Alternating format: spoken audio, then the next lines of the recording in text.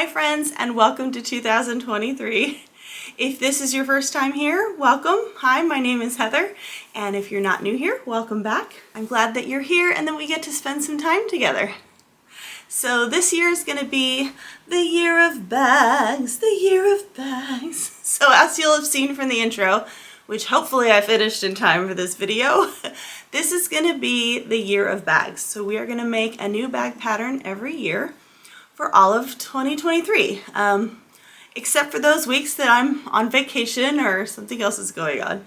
So we've got lots to look forward to. I have well over 52 bags ready to make, patterns ready to try, so this will be a fun one. And I would love it if you would hit the like button if you're liking this video, and if you get to the end of the video and you're still around, I would love it if you would subscribe and you can come on this year of bags with us.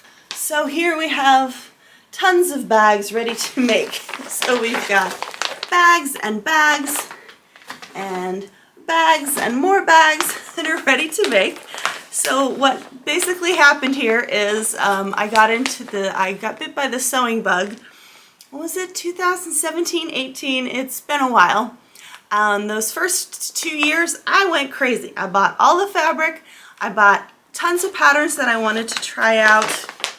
I've even paired them with the zippers and the hardware all ready to go. So this bag is ready to make.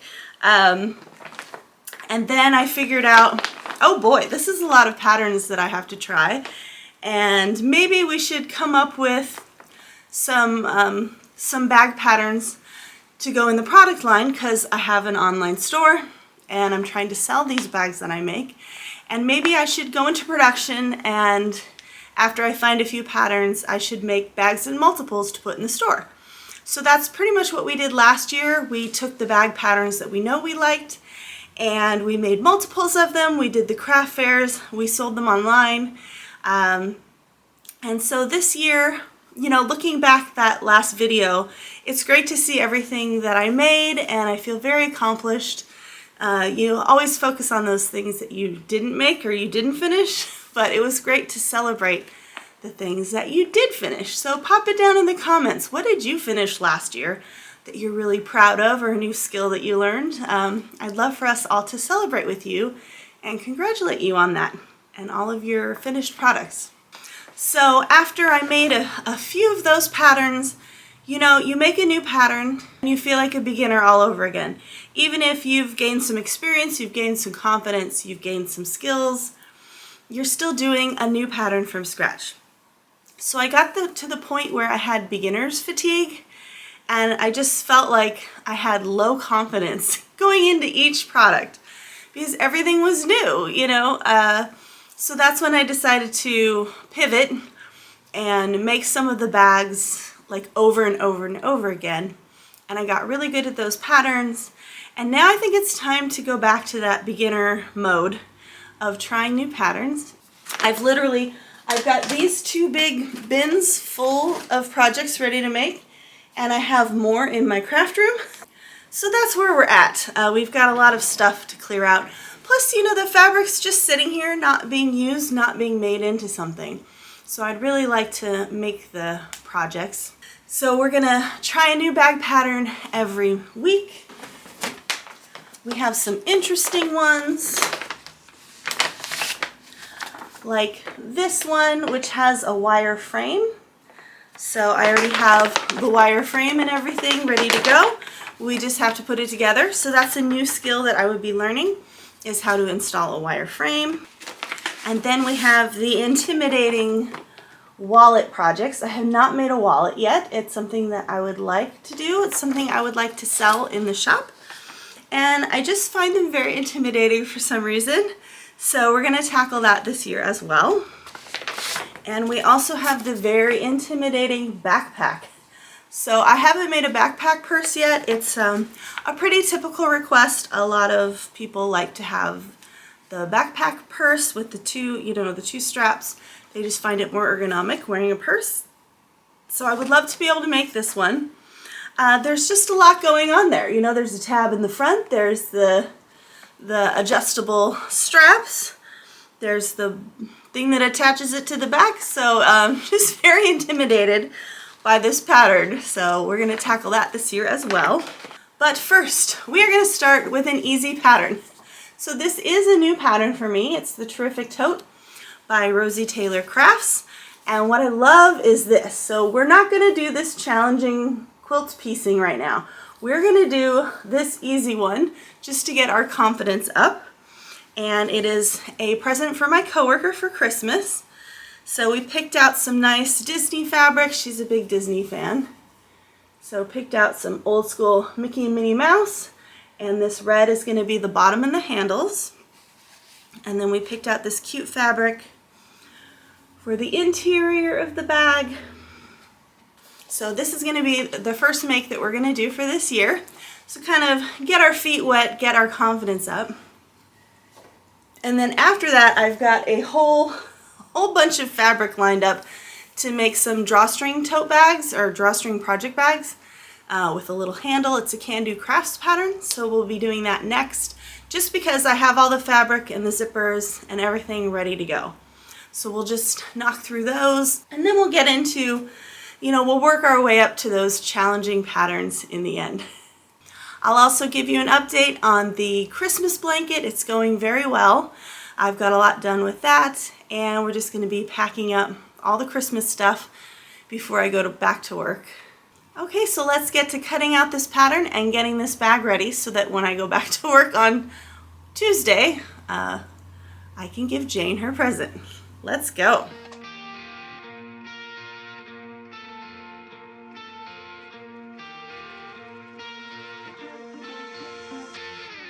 I know that you're trying to fix me, but I don't wanna be like you. If you wanna take it back to the 50s, maybe I'm not the guy for you. You're dying not to work, but work until you die, you know that's true. Have you thought it through? 'Cause you love to tell me what to do. Say no, I'm not like you, I don't think that you get it. You should go and get out, I'll make you regret it. Someone like you should worry about. Maybe your two's upside down, and I'm not like you, I don't think that you get it. I don't wanna put on a smile, everybody expects me to. So you can keep your suit and your tie, gotta hope that it strangles you. Yeah, I do. You buy shit you don't need to impress the ones you hate, that's so up. 'Cause everything you own just ends up owning you. So, dear society, you suck. Say no, I'm not like you, I don't think that you get it. You should go and get out, I'll make you regret it. Someone like you should worry about. Maybe it's you who's upside down, and I'm not like you, I don't think that you get it. Ooh.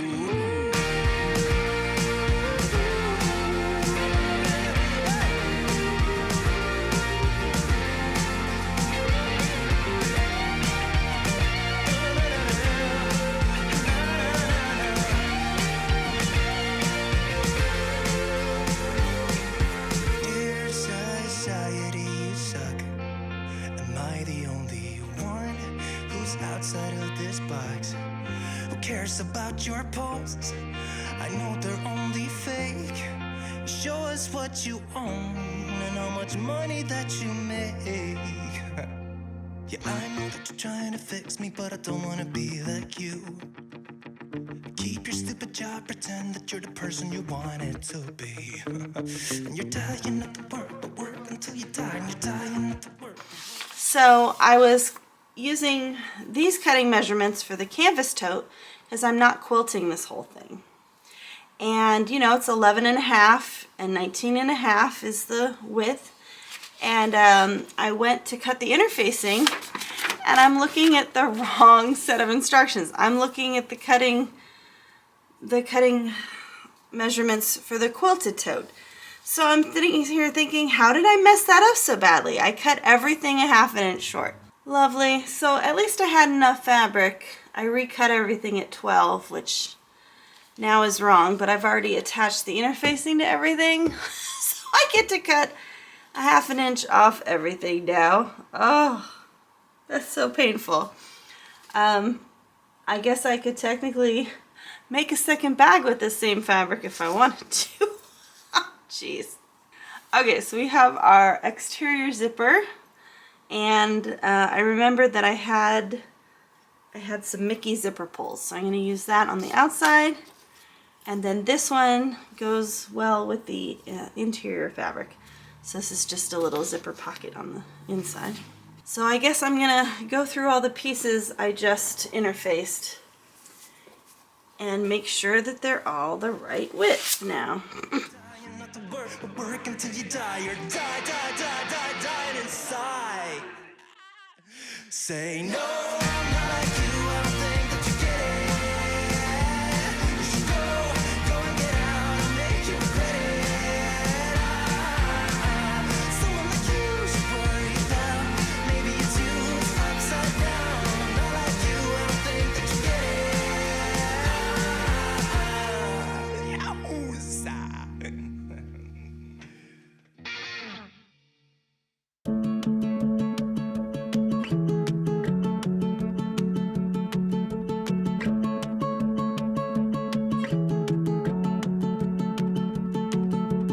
When was the last real kiss?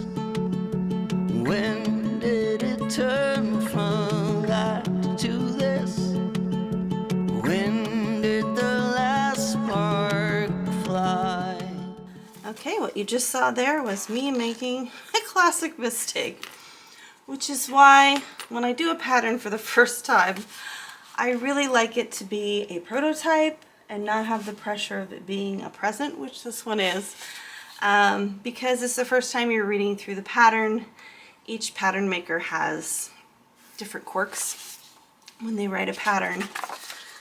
So basically what I did was I looked at this and cut the zipper to 10 inches like it says here, but what she's referencing is store-bought zippers that have the two ends. And a 10-inch store-bought zipper is actually longer than 10 inches. But what I have is zipper by the yard, which needs to be cut exactly the size. So when I just got to this, and it says that including the tabs, my zipper should be 11.5 inches long, that's really what I needed to cut my zipper at. So I'm going to start again with the good thing. I have a lot of the zipper. I can technically reuse this for another project. You know, it's not that big of a deal. It's just, this was supposed to be the easy pattern that we started the year with, and I'm already messed up two things. It's not irretrievable. It's just, you know, as always, you need to give yourself a little patience and leeway, especially when reading a new pattern by a new pattern maker that you haven't used before. So we are just gonna give ourselves a little patience and do this over again. So we've got a little over 11.5, but I'm gonna call it quits. We're gonna sew these zipper tabs down, and then we're gonna assemble the panel that has the zipper. So we've got this, the zip in between, and then the two side panels. And once I sew all these together, that will come up to the right length. So we're going to start with this piece, and then once I have the pieces to the size they're going to be, I am also going to cut some fusible fleece just to bulk this whole bag up a little bit for the exterior pieces. So let's get back to it. Did it draw its final sign? I have known for some time now. Nothing sure, I just knew somehow. I suspect another Richmond in the field. Who was the first to abandon ship? Who was was the first to let love slip. And does it make any difference who it was to let the faucet stand and drift? I have known for some time now, nothing's wrong, I just knew somehow. I suspect another Richmond in the field. Is there any way back? Can we somehow pick up all the slack? Would it be worth it? Would you think?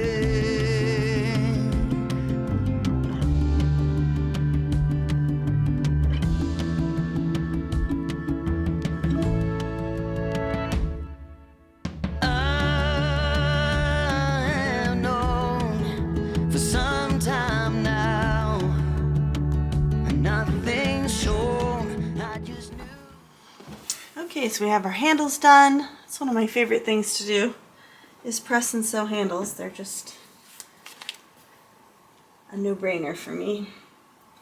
I like the way they turn out. Okay, now we are going to attach the handle. We want 4.5 inches between.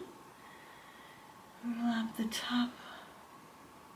Okay, so we gotta find our center point. I'm just going to finger press it here. I can always mark it a little bit with that guy in the seam allowance. And then we are going to measure 4.5 inches total. So 2.25 on each side.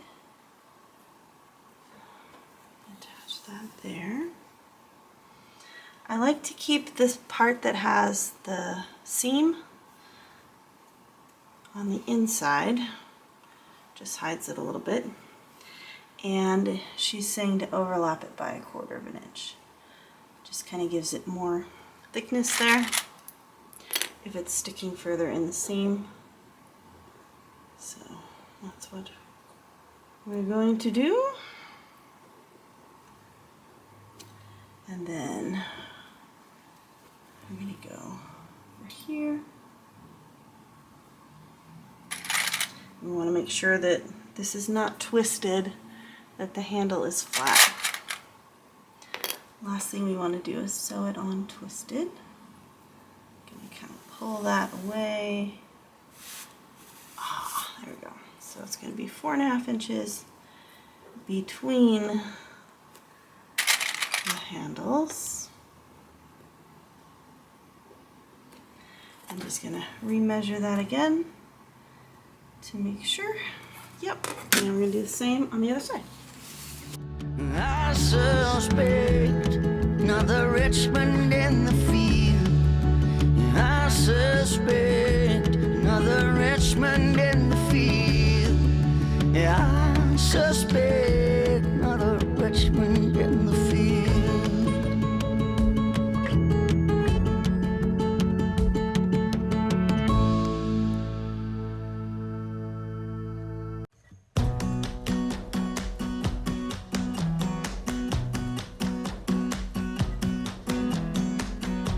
You came along, couldn't look away. Somehow you turned my life completely upside down. And since you Here is a nice little hack that I love, which is the magnetic snap. They're really wonderful.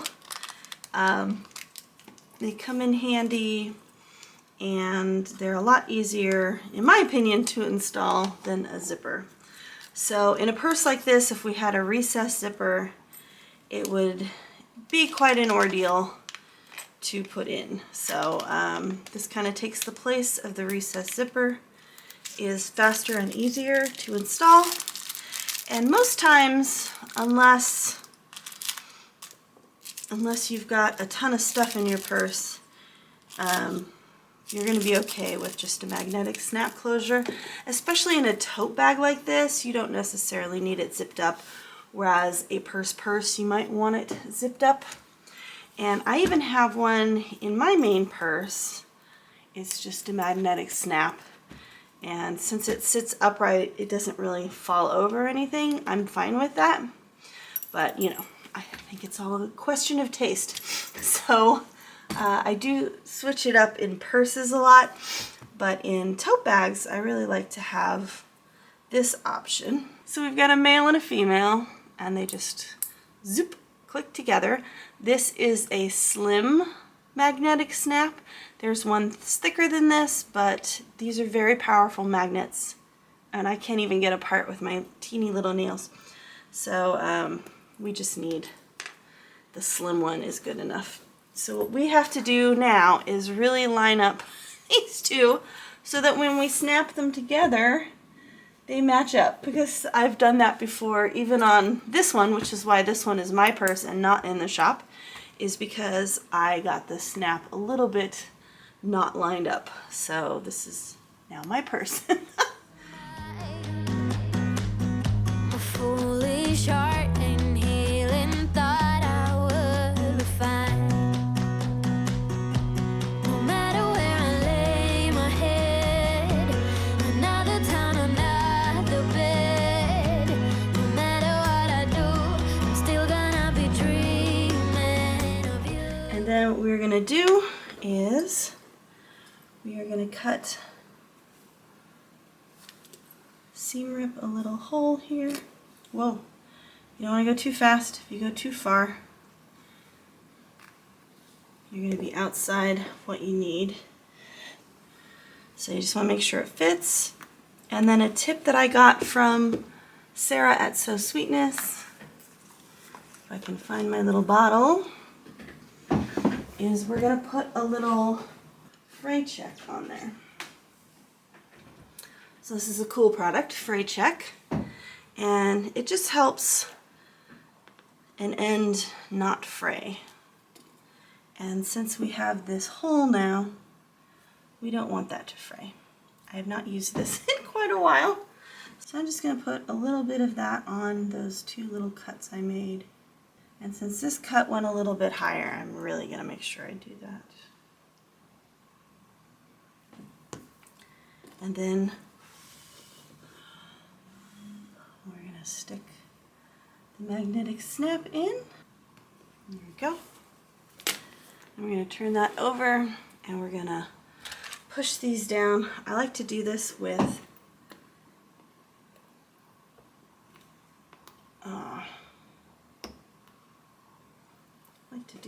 my scissors, because they're kind of hard to push. That way I'm not like hurting myself or anything. So you want to make them as flat as possible, but you don't want them poking back through here, which is another reason why you use the reinforcement, so that you don't have to worry about that. Now what we're going to do for the lining is we're going to sew it at a little more of a seam allowance.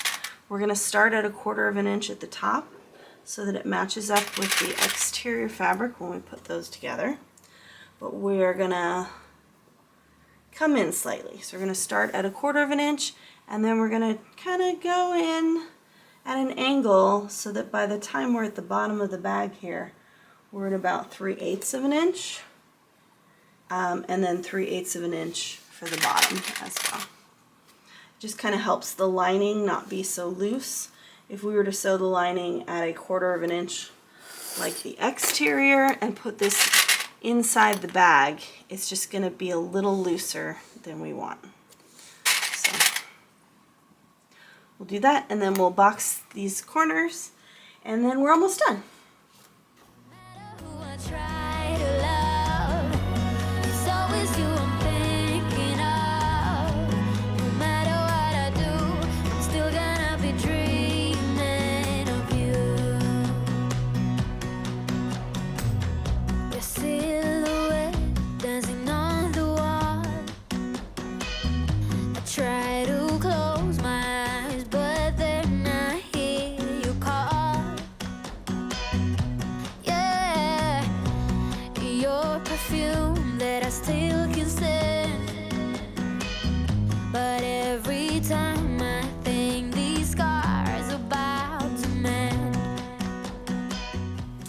now comes my favorite part, is pulling the bag through, which we call birthing the bag. So I'm going to reach into that hole in the lining, pull the exterior through. See, this fabric for some reason just like picks up everything. And that's not good because I made it the base of the bag. Oh boy. Okay. So I'm going to pull this through so everything's on the right side. This is a nice 6-inch opening, so that's good. Yay. And then we're going to poke the corners out just to make sure everything's as it should be. This is your last opportunity to fix anything. You still have access to the inside. You could technically flip it out and do something over again if you had to. So you really want to inspect, make sure everything's good. I'm going to shove the lining back in and make sure that my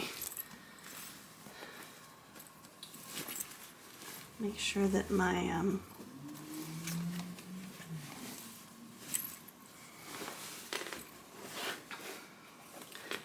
sure that my magnetic snap lines up before we go much further. This isn't ironed down yet, so it's sticking up quite a bit here. But I just want to be able to tell at this point. We'll iron it just to make sure. But it looks pretty good to me. And here's another thing that drives me crazy. I like to cut all my loose threads as I go because I do find that they wind up sticking out through stitching sometimes. So we're going to take this to the ironing board and we're going to iron this. We're going to press this really, really well so that when we top stitch, we've got it all where we want it. But it's looking very cute, and I like the Mickey zipper pull. I only own 2 of these zipper pulls. I think next time I order more zippers from this company, I use my handmade space to get the zippers. I think I will see if I can get some more of those. But they're fun. I haven't done a lot with Disney fabric yet, so now that I have some Disney fabric, I should get some more of those. Another town, another bed. No matter what I do, I'm still gonna be dreaming of you. No matter who I try to love, it's always you I'm thinking of. No matter what I do, I'm still gonna be dreaming of you. Nobody got the magic touch. It's so pretty. It's a nice big size for a tote bag as well. So I think I like this pattern. Now that I know what to do about fixing the zipper instructions, you know, I've made my notes on the pattern. I will definitely be making this pattern again. We are gonna try this pieced one with our Christmas fabric, but I'm not gonna worry about that right now. That might be a next Christmas project. So I'm gonna store the Christmas fabric for later, and we will try doing this sometime closer to Christmas. So I'm gonna iron on my label, probably like down here. I used to put the labels in the lining and kind of hide the labels, and then I'm like, well, wait a minute. I'm proud of this bag. I want to keep the labels where they need to be. I'm gonna give this pattern, it came together pretty fast. It's pretty easy. It's got some zippers, but it doesn't have a recess zipper. The handles are sewn in. You could also technically do the handles all the way down and around, which would be interesting, or stop here. So I think it's a pretty good tote pattern. I do have a few other tote patterns, but I do like that this is really big. The large is 14 by 14 by 5. So I think I'm going to give this an A-. I think all the problems I had with it are going to be solved by just the notes that I wrote down. This part, the quilted one, is interesting. I haven't done that before, so that's mainly why I bought this pattern. So that's pretty good. Let me take a look at our sheet here. I didn't really write in all the things that I was supposed to write in. Like the zippers I used was the red with silver, and then the turquoise with rainbow, just so that I have a record of what I did. I'm not going to cost out the supplies here because it was a present and I didn't keep track of the amount of time that it took me to make. And we did use a magnetic snap. Just so that I have a record of everything, I'm going to put a check mark because I'm done. That's my little adrenaline right there. My little serotonin boost. Just checking that off. So normally I would have kept track of the amount of time it takes me to do things. I can track how much all the supplies cost, the fabric, and kind of have a total cost here so that I can see what I would have needed to charge. And even when I do this, I set kind of a base $20 an hour for myself, but what I wind up selling it for in the retail price is never $20 an hour. I'm never able to, the total cost of my bag would be outrageous if I actually kept it like that. Usually what I'll do is I'll go online like Etsy and I'll look for tote bags that are kind of this size and style, and I'll see what other people are charging for those bags and kind of get a range of prices and then see quality wise which price lines up best with the quality that I'm making. So this has been a fun project. It's a nice getting back into making bags. So yeah, I'm just not sure how I'm gonna film all of these so that it doesn't look the same each week. So I'll focus on that and come up with something so that we keep it interesting. To find nothing better than your kiss, something that I can't resist. Can't forget the nights you were mine. Oh, no, no. Oh, no, no. Still gonna be dreaming of you. No matter where I lay my head, another town and night. Hey everyone, well thank you for joining me this week. We have completed our first bag of the year and it looks wonderful. It's a nice roomy tote. It's 14 by 14 and has a box bottom. I didn't add foam to this, it's just fusible fleece, so it's a little floppy as you can see, but I think that's fine for a tote bag. We have a magnetic snap, which is nice, and a nice roomy inside with that bright, vibrant fabric. So all ready to hand off as a present. Another thing I like to do after I complete a pattern is give it a score and then put it in one of my books. So this is the book of actual product line patterns that I plan on making in the future. So I've got the pattern in a protective sleeve.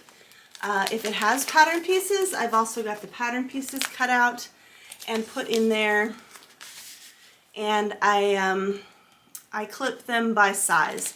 So generally when I start a new pattern, I will cut out all the pattern pieces for all the sizes and clip those together. Final score for this bag is an A-. So that's a pretty dang good score. Really, the things that were frustrating me about this pattern are all things that I have fixed with my notes, so that when I go to make it again, really the only thing I have to do is make sure I'm on the page with the correct measurements. So other than that, and a few minor tweaks that I had to write down about the zippers, it was a very good pattern. It's funny when you do a pattern by a new to you pattern writer, the quirks that you find. So I can tell she is a quilter by trade, and the way that she writes the pattern is very much, I think, how you would assemble a quilt versus some of the other bag patterns where they make bags and they assemble it the way a bag maker would assemble it. So it's just kind of a different layout than you would have depending on what language you speak. So I do find like the by Annie's patterns are a little more challenging for me to wrap my head around because they are made specifically for quilters and they use the quilting technique and they bind it with a bias binding in the end, which is more difficult for me to do than the actual bag technique for the other patterns. So I find that I tend to stay away from those patterns unless I want to practice my binding skills. Let me show you the progress on our Christmas blanket, which barely fits in here any longer. So we've done, I don't know where we left off. We've done this interesting heart stripe, which is fun. And then we're doing this kind of back and forth reverse stripe, which, oh, I do not like reverse stripes. I feel like I have to like twist my hand back, and it's a good thing I'm left-handed because I actually just use my left hand to get in there to do the reverse. But this is growth because the first time the reverse stitch came up in the Moroccan blanket, like I'm not doing that. I am not doing that. I can't contort in that way. So the fact that I'm attempting it and I've done 2 out of the 3 rows of reverse stitches is great growth for me. So I am determined to finish the Christmas blanket. Before we move on to anything else, I think this is stripe 1 of the last kit, and then we have to do all the borders, and I don't know when I'm getting the stuff for the borders. So we've got that. Next week I'll share with you what we're going to do with the Advent yarn, so you have an idea of that future project. And I don't really set New Year's resolutions as such because I find that I just don't meet them and then I feel guilty and then I crap all over myself for not meeting those resolutions. So next week we'll talk about kind of an intention for the year that's more nebulous and more of like a theme that I want to set for myself for the year, and I would love if you joined along. So we'll talk about that in the next episode. And it's great to have the first bag done, checked off the list. You know me, I love checking things off the list. So I hope you're having a wonderful week wherever you are and setting your intention or goals for the new year. And if you do have any that you would like us to focus on for you and visualize for you, go ahead and pop them in the comments and we can all take a moment to just see you doing these wonderful things in the new year. Okay, everybody, I will see you next week. Love you. Bye.